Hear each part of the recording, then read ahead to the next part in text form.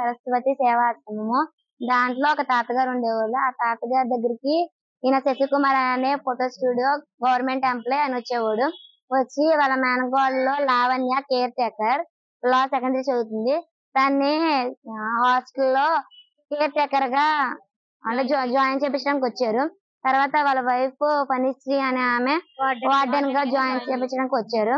తర్వాత ఏమో ఆ తాతగారిని పంపించేశారు హాస్టల్ నుంచి.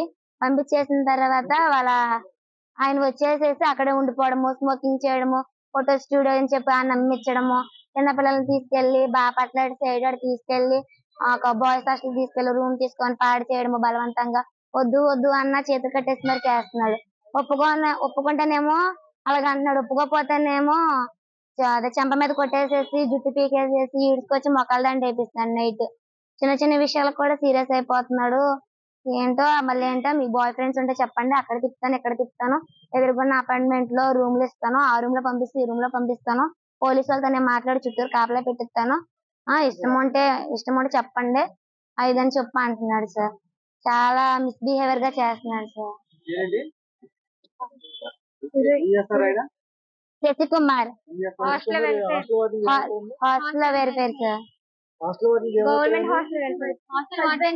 హస్బెండ్ అవుతాడు సార్. హాస్టల్ వార్డెన్ ఫణిశ్రీ, తనకి హస్బెండ్ తన second wife sir. First wife ఏమో మనీ స్టూడియో చేస్తే రఘుకుమారి, తన ఏంటో ఫోటో స్టూడియో చేస్తే, సెకండ్ వైఫ్ ఏమో ఫణిశ్రీ తన హాస్టల్ వార్డెన్ గా పెట్టాడు.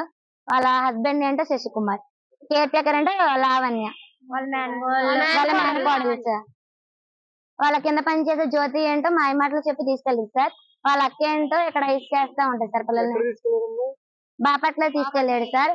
ఫోటోషాప్ అని తీసుకెళ్లి సినిమాలు చెప్పడం గానీ, నువ్వు తిన్న తర్వాత నాకు ఇయ్యు, నువ్వు తాగిన తర్వాత నాకు ఇయ్యు అని చెప్తాడు సార్. చెప్పిన తర్వాత నువ్వు తింటానే తింటాను, నువ్వు తినకపోతే నేను తిన్ను అని చెప్పి వద్దు వద్దు అన్న చెప్పి కారు అక్కడ ఆపేసేసి నువ్వు ఒప్పుకుంటేనే కారు తెస్తాను లేకపోతే కారు తీను అని చెప్పి బలవంతం చేసేసి 5-6 తీసుకెళ్లాడు సార్. తీసుకెళ్లిన తర్వాత మమ్మల్ని ఏం చేయలేదు సార్. ఆ పిల్ల మా గురించి ఆయనకు తెలుసు సార్, అందుకే మేము వెళ్ళలేదు ఈసారి. తను తెలియదు కదా సార్, తను మాత్రమే తీసుకెళ్లాడు. ఎవరికి తెలియకుండా ఫోటోగ్రఫీ అని చెప్పి తన మార్నింగ్ తీసుకెళ్ళి మొన్న ఆదివారం 7ంటికి తీసుకెళ్లి నిన్న సోమవారం 3ంటికి తీసుకొచ్చాడు సార్.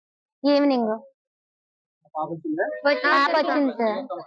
ఈ రోజు మనకి Eluru 2 town police station limits లో ఉన్న అమీనాపేటలో ఉన్నటువంటి స్వామి దయానంద సరస్వతి సేవా ఆశ్రమంలో బాలికల పైన, ఒక మైనర్ బాలికల పైన అక్కడ హాస్టల్ వార్డెన్ భర్త ఈ మిస్బిహేవ్ చేశాడన్న ఒక కంప్లైంట్ మీద ఇక్కడికి వచ్చాము. ఈ కంప్లైంట్ తీసుకొని ఇక్కడ విచారణ నిమిత్తం మన ఉమెన్ ఎస్ఎల్ని వీళ్ళందరినీ పంపిస్తున్నాం. విచారణలో భాగంగా ఏమేమి చేశారు ఏంటి అనేది అన్ని కూడా మీకు తెలిసి వాళ్ళ మీద కేసు రిజిస్టర్ చేయడం జరిగింది.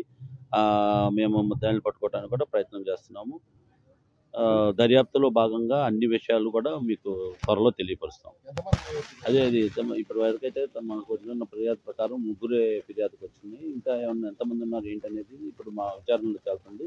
ఉమెన్ ఎస్ఎస్ని చేస్తున్నాము. వీళ్ళందరినీ కూడా చేసి వాళ్ళ స్టేట్మెంట్ రికార్డ్ చేసిన తర్వాత మీకు అన్ని విషయాలు నేను తర్వాత వివరిస్తాను.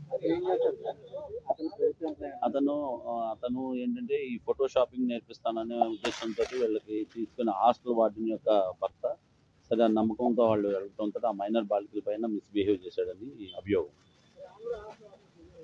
ఆవిడ హాస్టల్ వార్డెన్ అండి. అతను హాస్టల్ వార్డెన్లో అతను కూడా భర్త కాబట్టి ఇక్కడ ఉంటాడు. అతను ఫోటో షాప్ ఉందండి. ఇంకా దర్యాప్తులో అన్ని విషయాలు చెప్తాను. ఇప్పుడే వచ్చింది. అదే ఏం చేశారు అనేది ఇంకా చెప్తాం.